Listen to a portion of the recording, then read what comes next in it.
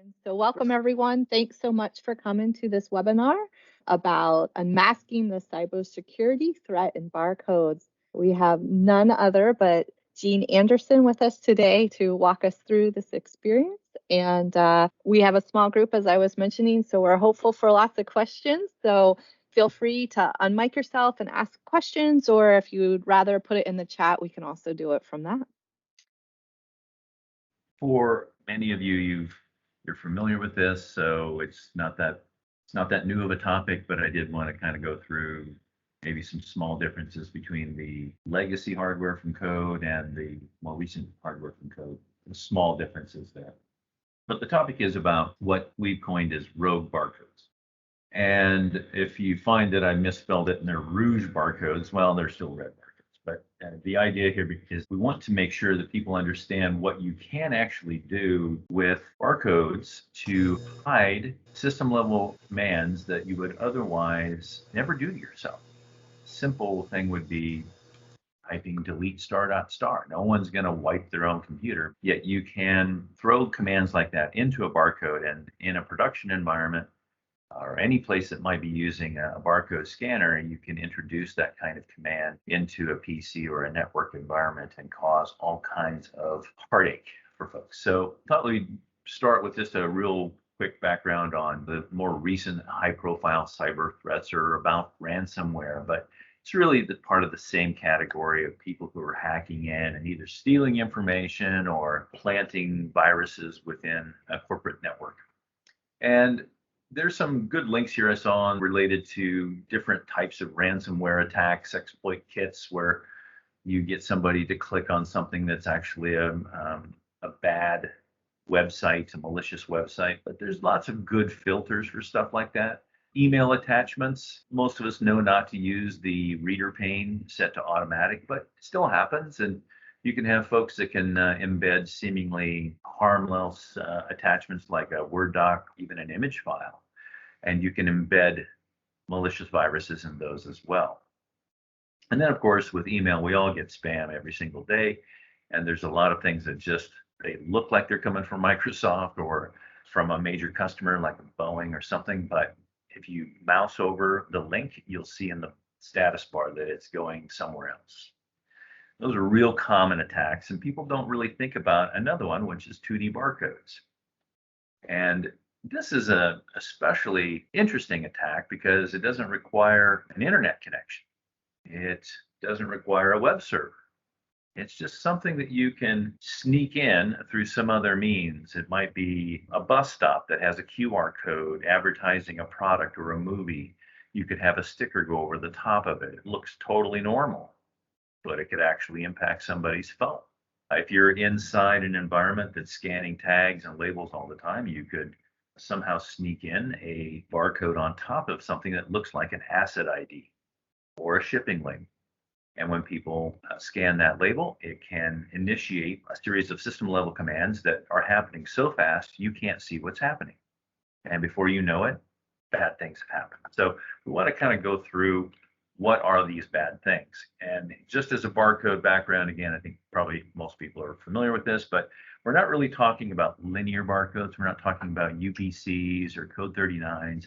Those things are so inefficient in carrying data that there's not much you can do with that. It's possible I could probably do something nefarious with that, but it's somewhat limited in terms of what kind of sophistication you could throw into something like that. So we're really talking about 2D symbols, PDF 417s, data matrix, QR codes, Aztec, these kinds of things. You can embed thousands of characters, and you can have something that looks like a tiny UID asset tracking barcode for the US government.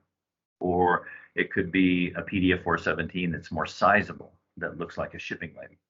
And inside that, you can capture or include a lot of system level commands that get enacted on your PC, because when you plug in these barcode scanners, they are most of the time now acting like keyboard number 2. That's the beauty of barcode scanners these days, is they don't need drivers typically. There's still some that do, but most of the time they're just able to operate in an out-of-the-box fashion using Windows or Mac or Linux keyboard drivers. So you plug it in and it becomes keyboard number 2. And so wherever the cursor is, that's where the data is going to flow.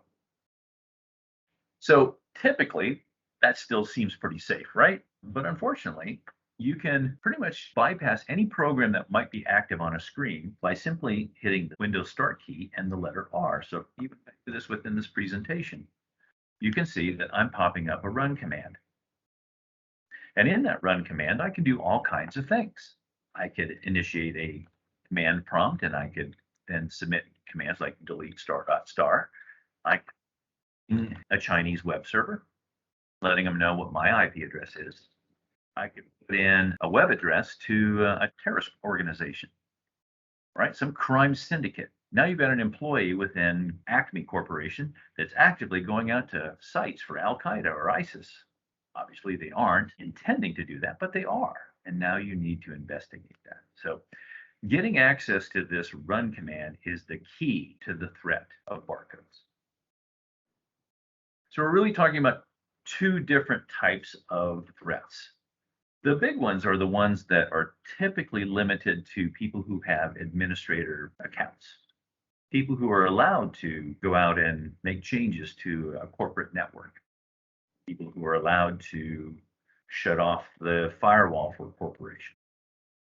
And so there's been a lot of argument in the past few years of us having this capability in our scanners and say, oh, we don't have to worry about that.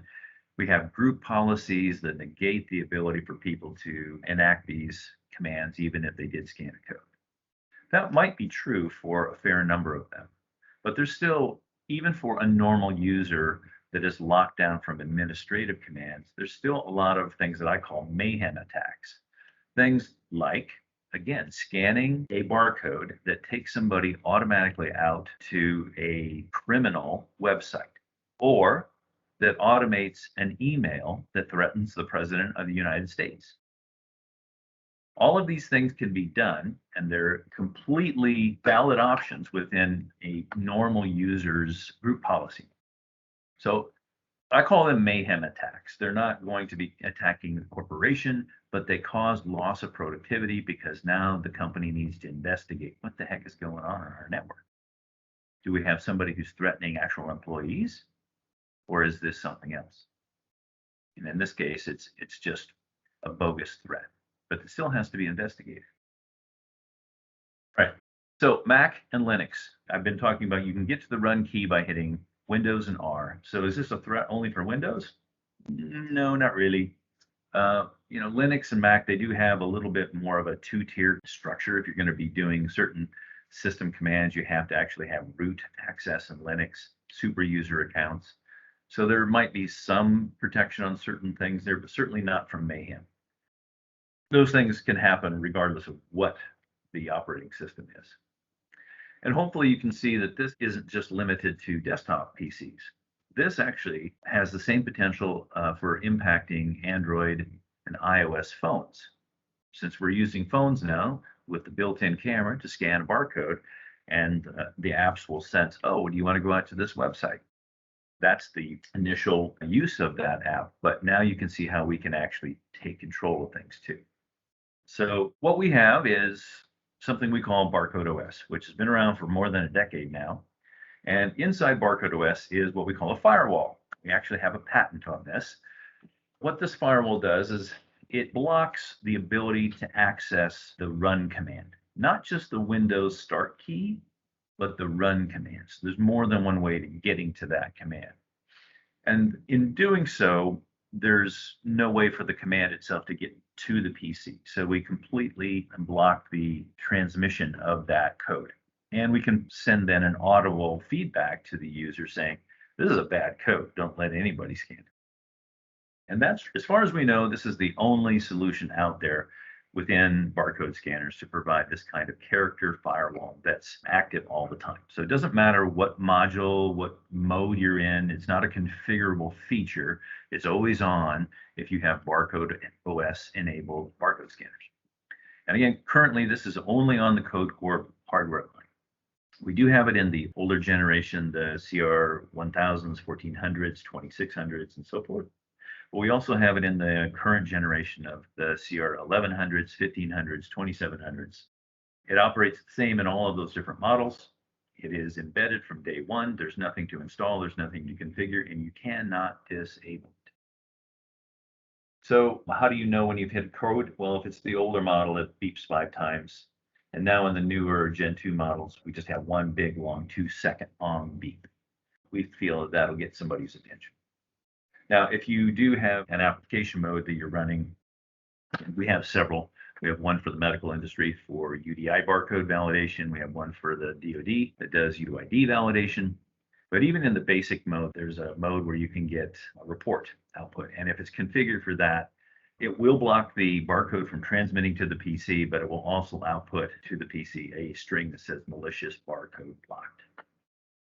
Now, all of these things I'm going to now transfer into here are on our support websites. This is the main one here.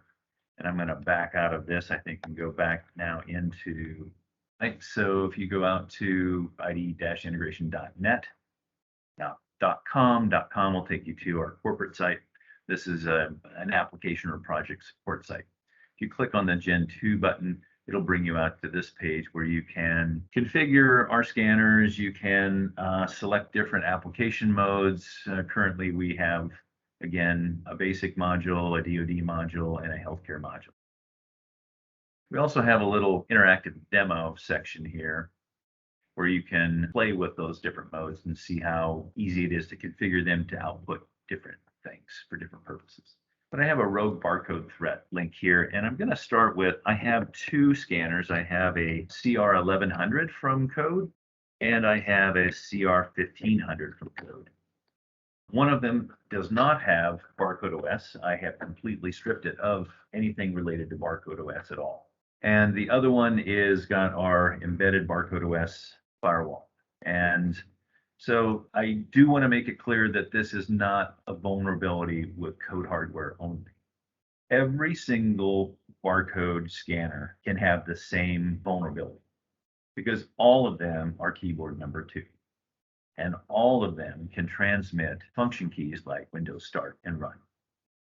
So this is, I'm only showing it on the CodeCorp one because that's what I have today, and it's the easiest thing for me to demonstrate. But the same concept, the same threat affects every barcode scanner on the planet. Again, to our knowledge, there's nobody else who's providing a firewall. So if I were to take my firewall scanner and I look here at this fairly common barcode, I'll just scan it and it'll beep 2 seconds in an extremely annoying way saying, oh man, there's something wrong there, right? But if I take the other scanner and I scan the same barcode, it opens up the run command. Right? So there's all kinds of things you can throw into this. There's like 200 different system level commands: shutting off the firewall, pinging foreign servers, deleting your entire desktop or your My Documents folder. You can delete everything on your PC. You can send a threatening email. So let's explore some of the fun things you can do with these barcode scanners if they don't have a firewall. So that's the first introduction to that. And this particular website is not a terrorist website, but it is a site that's dedicated to hacking via USB and network devices. It's a fun site to go to. They actually have some great videos as well. hack5.org. But you can see that I didn't have the browser up.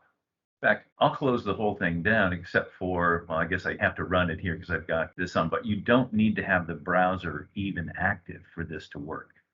It's happening so fast that you can't see exactly what's going on, but it's equivalent to going back to here. I'll show you what's happening. It opens this up, and then you can type in any web address you want. I'll put in yahoo.com just to prove it. Hit that, and up comes yahoo.com, right? So you can embed whatever you want as a website in this command, and it'll go there. Even if it's ISIS.org, Al-Qaeda.org, whatever. Here's another fun one, emails. Now, if I look at my status bar here, I'm going to actually shut down my email. So again, doing the Rocky and Bullwinkle thing here. There's nothing up my sleeve. I don't have Outlook even open. Okay. I come back to this and I'm going to just scan this and it'll open up Outlook, even though it's closed, provide a to, a subject, and a body.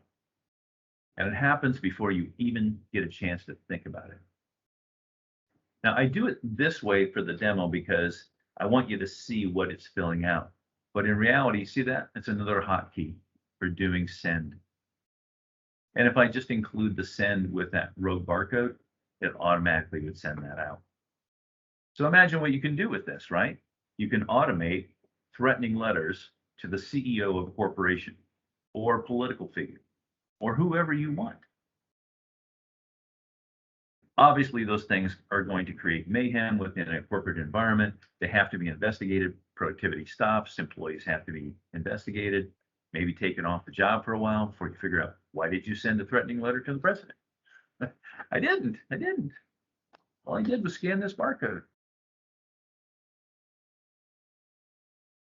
You can see easily how much mayhem you can actually generate with these barcode attacks. And they're not that hard to create. They're just simple barcodes. There's lots of programs out there to create them. You can open up the registry. You can open up a documents folder. You can open up the desktop and delete everything that's there. Whenever you are opening up any of these regions of your desktop, you realize that you can do Control A to select everything and Control D to delete it. So again, I can include those hotkeys in the barcode and their information is gone before you even have a chance to figure out what's going on. You'll see a lot of hotkeys in browser programs, Word, everybody's got hotkeys in there. And you can do the same thing there. I'm just going to see if I can, what would be a safe one that's not going to kill my presentation. If I shut down Windows by scanning this for presentation by, right? I have to be a little bit careful what I'm doing. Desktop. So now if I switch to the 1500, each and every single one of these barcodes gets blocked. It doesn't matter what it is, and I don't have to actually block all 200 and some system level codes that are available from Windows. All I need to do is block access to the run command. And that's what our firewall does. There's more than one way to get to the run command. I'm not going to go down into those details. I'm also not going to show you how to create rogue barcodes. But the fact is, if I can do it in seconds, then other people can too. So this, in a nutshell, is really the threat. You can do whatever you want in a 2D barcode that is allowed by Windows itself. If I just Google Win10 system command, lots of different options. Complete list of all Windows 10 commands. There's all kinds of things. Shutting off the firewall is a fun one. Yeah. But anytime you can get into a contacts folder or potentially just delete something that is of value to somebody, it's a threat. So the fact that Windows provides you all of these system level commands that you can put in on the run command line, that's not their fault. They're trying to actually protect. The fault here is in allowing it to happen in an automated, unmanaged way by a fast barcode scan. And fortunately for us, with our Barcode OS filter, our firewall, it doesn't matter what mode we're operating the scanner in. It's always there. It's always protecting. If you don't have a reference to the run command, the data will just flow to the computer like normal. But we've at least nullified the threat that can reduce productivity or cause damage to a company entity. So coming back to the last line here, I found this on the net and I thought, yeah, it's pretty much true. You don't really know your true vulnerabilities most of the time, but a bigger sin is to know that you have weaknesses and not do anything about it. And so I think since you know that you actually have options with at least the code corp line to put in this kind of character syntax firewall, again, to our knowledge, it's the only thing available on the planet to nullify this potential threat. And with that, I think I will probably go back and see if anybody has any questions about it, or because usually somebody has a great idea for how to do a joke on their colleague at work. So I'll come back here. And you can certainly unmute yourself. I don't think, Emily, I didn't put any controls on mute, did you? I did not. Okay. So by all means, unmute yourself if you have any questions or type them in the chat window. Don't forget to also kind of just go out to id-integration.net/barcodeos. If you get lost with that part of it, just go to id-integration.net and hit the Gen 2 button that gets you to barcodeos. And this way you can actually play with some of this. We also have a link to our YouTube video library. I think we're going to maybe set up some PCs that we can sabotage without causing great heartburn here at IDI, and videotape that process so that we can mount that on our YouTube channel and truly show you the damage that can be done without blowing up a presentation in the middle of it.